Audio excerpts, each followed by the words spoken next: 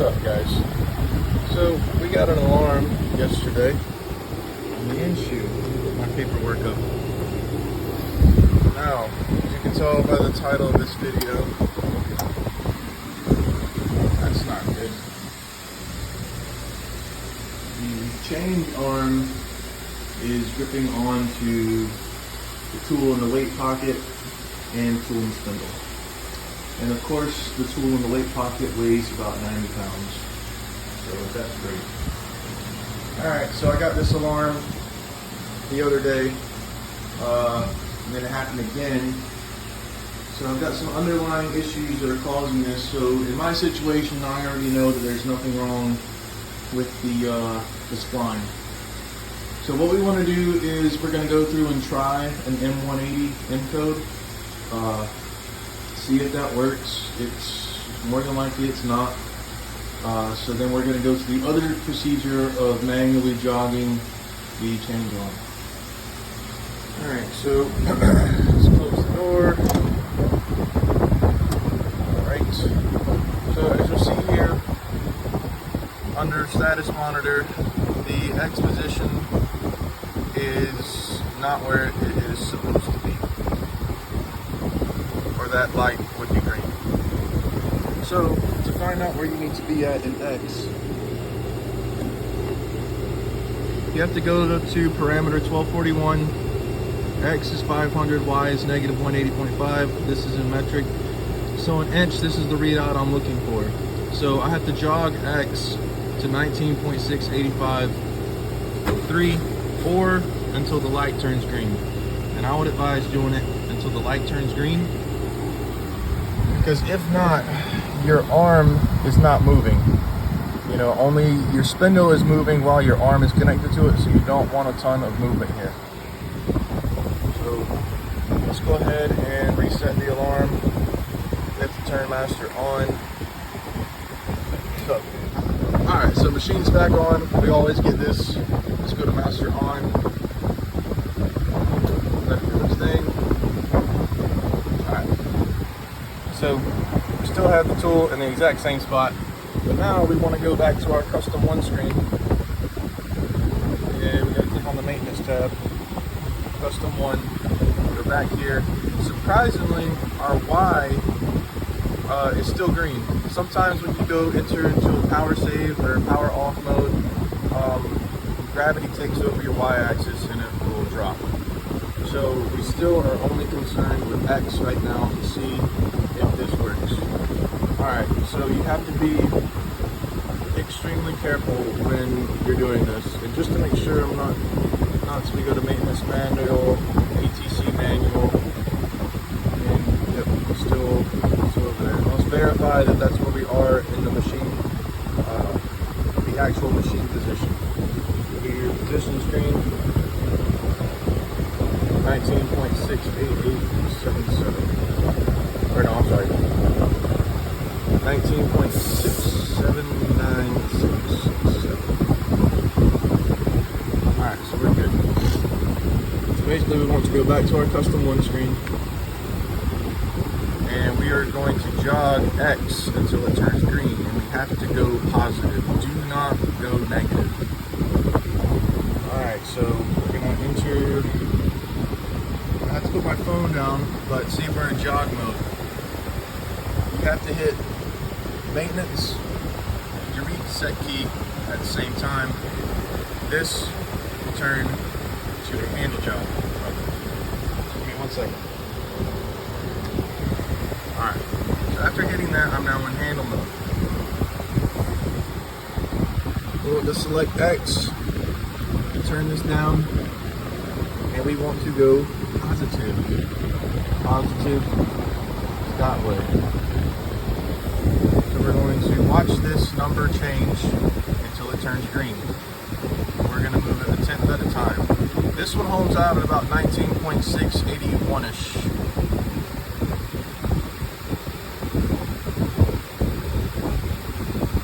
Okay, we're green. Alright, so we are good to go. What we want to do now is go into MDI. It's going to give us this alarm reset, or you can hit alarm reset. AI program. So we want to do the magic code. Hopefully this works. Probably won't. M180 in the block. Insert. Cycle start. So I'm going to hit cycle start, and we're going to look into the machine and see what happens. Okay, just like I thought. I don't know if you guys can hear that, but it's definitely trying to pull the tool out because we got the air blast on the tool change to clear out coolant, whatever gets in the tool. So we're gonna get with this alarm, ATC servo alarm, and reset master on. More than likely it's going to alarm out. Yep, there we go. Same alarm. So now we're forced to do the motion that's on the tool change arm. So we're going to go through, turn off the machine, power back on, go through the same process, but instead of entering 180 or M180, we are going to have to go through the cycle of hand jogging the arm manually. So give me 1 second. Alright, so after you hit the master on button, we typically get this screen on this series. So there is no reset for it. You cannot hit master on, doesn't do anything. Your only option is to turn the machine off and let the power cycle through again. Alright, so machine's power back on. Let's go ahead and do master on one more time. Go ahead and do its thing.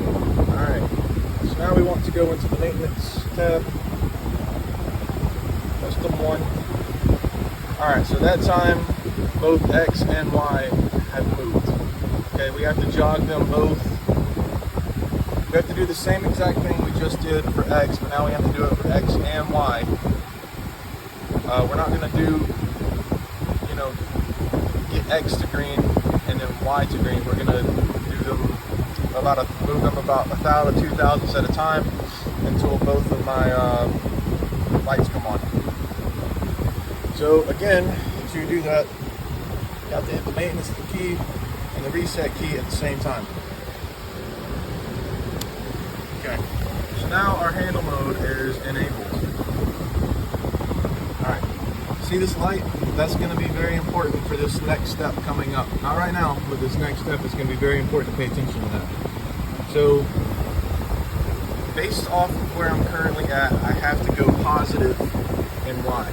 And I also have to go positive in X. This is going to be based off of that parameter. Whatever it is in your Enshu, I know what mine is. I've converted it for metric, so that's the target.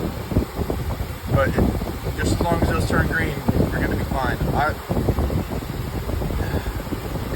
The other day, I jogged them both until they got to their exact position where they needed to be at based on the parameter. But today, I'm just going to be doing it it's going to be less movement until they get green. So that's what the goal is, just to have them turn green. So we're going to jog X first and positive. So we're going to go to 1.680. Alright, now we're going to switch to Y. The Y selector. And we're going to go Y positive. Okay. Y is already there. We're going to switch back to X. Walk it back in.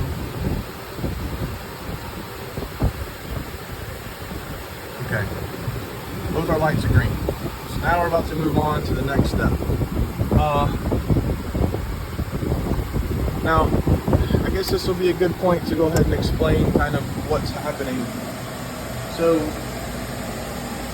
for this specific problem, what's going on is up in the spindle, I'm assuming that my collet that pulls on the pull stud is probably bad. I have ran this program a few times, hundreds of times. These other tools don't have an issue. The past 2 days that I've had this alarm, it's always been on this tool. This is a plunge mill, so most of my force is getting loaded up in the Z-axis, which is going to, push the tool in the Z-axis, which is directly into the spindle. So that's working against us. So we got more pressure, harder to get out. The other day when I got this tool out, I had to get it out with a dead blow. While someone held on to the tool and clamp button. So, if you're having this problem, yours could be that this spline here, that cylinder, is messed up. So you would want to, after we do this process, you'd want to take the tool out of the spindle and you'd want to take the tool out of the weighting pocket, go into MDI and command, I don't know, and do M6, G4, X10, M99. That's going to cycle the tool chains repeatedly until you get reset. And if you have a problem with your arm, it's going to show up whenever you run that code, because your arm's going to fault out. But obviously, it's much easier to fix when you don't have two gigantic tools in the spindle. This is a Cat 50, by the way. So I did that the other day. There's no problem with my arm. It's got to be something with the collet or the hydraulic pump, but we're not really concerned about that in this video. I just want to show you how to jog this arm back into its home position. So we're clear and we're free, and then less stressful situation going on. So if you do this process wrong, there's pretty big catastrophe is going to happen. Your arm's going to break. You don't want that to happen. So we have to make sure that we are actually jogging the arm and not the x-axis, or the arm will break. All right. So let's go ahead and shut our door. Door locked. All right. So there's quite a few things we have to go through to get to what we need to do. So first, we're already in the maintenance tab, so we want to go to custom 1. Pulls up this screen. We're still green. All right. Now I do have a list of instructions here to follow. So we want to go into, let's see, we want to go to ATC, or the maintenance key, maintenance manual. We're already on ATC manual. Alright, so then we have to go find the interlock cancel on this screen. It's not on here, so we got to go to operation, item change. Okay, there we go. So our little dude is up there already with his wrench. So if he wasn't there, you would have to do, you have to hit your function start key. That's going to call up your little guy with the wrench, letting you know that your interlock is going to be canceled. Okay. Now to do that, well, I'm sorry, yeah. So to get that guy to pair up, it's not just the function start. You have to hit the maintenance key. You have to hold on to it while you hit reset, and then he's going to pop up there. So next we want to do, we got to go to aux manual. So we got to scroll back to aux manual. Okay, so on this screen you want to jog over, or cursor over, to the ATC axis. Axis select, we want to be ATC. So we're going to scroll over to ATC. Okay, so when we're on the ATC, we have to press this and select it. Okay, that's very important. The little blue box needs to be there. So next, we have to go down to handle, and with the same thing, hit select. Alright, that little dude will pop up there. These interlock lights are currently off. Neither one of those are reading. This is where I was telling you that this is about to become really important, so pay attention to this part. This is probably the most important part of the video. To get our handle mode to work, we have to be in, I think, spindle tool clamp. Okay, so we're gonna hit function start,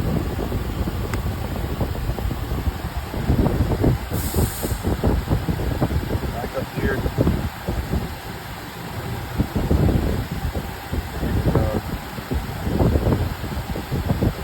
Let's go to spindle tool unclamp now, and we're going to go back to tool clamp. Okay, so I heard spindle tool unclamp is on. So the tool currently is not clamped. My LED is blinking. Okay, that's what you want to see. If it is solid, do not move it, because you're going to be in X. You're going to be moving in X. Both our interlock lights are green, so that's good. So now whenever you go to jog, you need to watch this number, and you want to go negative, because we want to get that to go read out to 0. Alright, so if that light is solid, and you have to be in X, because this is what this is controlled on. If you're in X, that's solid, you're going to be moving X, you're not going to be moving the arm. So from here, we want to jog back. And this one, I think for a Cat 50, it's 110 on the arm position, and that's not really a degree readout, I don't believe. It's just going to be what that arm is based off of, like a readout for it, like a position. So around the 59 to 60 degree mark, both our interlocks are going to gray out. Okay, really confusing. You're going to be like, what the heck is going on? You have to change from tool unclamp to tool clamp.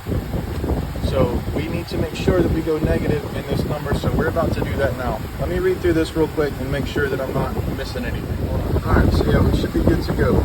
So now I'm about to grab this and go to the negative range and watch this number change. Okay, that's good. Our numbers are getting smaller. That means the motor is going in reverse.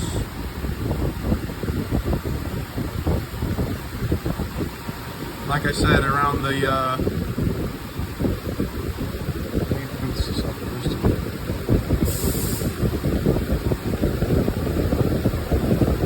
around the 59 to 60-ish mark, it's going to alarm out. Now our arm is currently moving, but it's very minimal, so you wouldn't be able to see it in the screen until you get to around this 60 mark. If you got a Cat 40, this readout is going to be around 77 degrees, somewhere in there. Your lights will gray out. So basically, the reason why it's graying out is it doesn't want the tool to fall down there into the abyss. So that's the reason why you have to reclamp the tool so it doesn't fall out. And that's it. That's the reason for our lights graying out. So at 69, we got about 6 more degrees to go. Okay, I see the arm starting to lift up in the machine now. Okay, we should be graying out for in a second. Okay, 57.947, we are grayed out.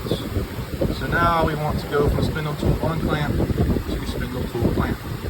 So cursor over, clamp, function start. Okay, you probably couldn't hear that, but the tool is clamped. See, our interlock lights came back on. So now we want to jog this, keep going negative until that gets to 0.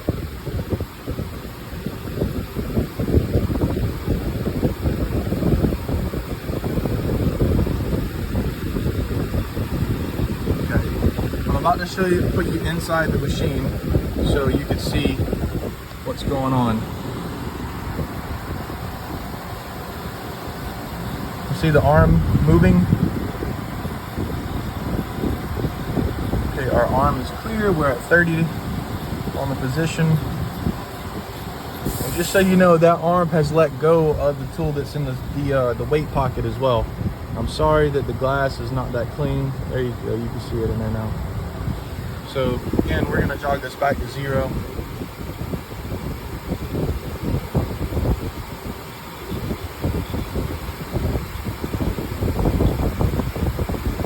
So it zeroes out completely. All right, so from here, I'm gonna put it in a pretty low move so I can get it completely zeroed.